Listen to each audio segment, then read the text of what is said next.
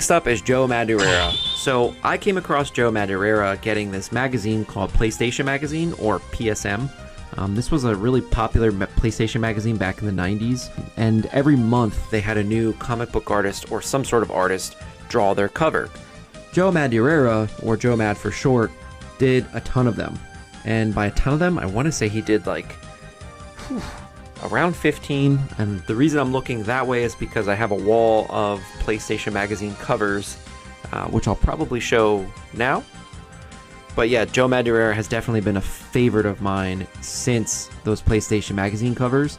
And then realizing that he was a comic book artist, and then I started reading Battle Chasers as a kid and really getting involved in that and his run on Uncanny X-Men during the Onslaught saga. Oh, chef's kiss.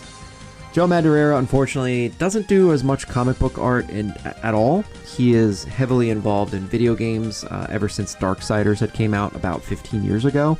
And then Darksiders 2, and then I think he's been working on, he did the Battle Chasers video game not too long ago with his company Airship Syndicate, and then they just finished up on Wayfinder, which I haven't played yet, but the second I see the gameplay, I already know that it's Joe Madureira because he's been able to translate his artwork into a 3D environment, and I think it's really cool that he's been able to accomplish that.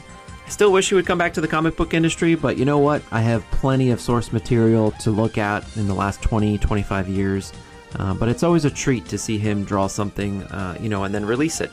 All right, so that is my top 5 artists.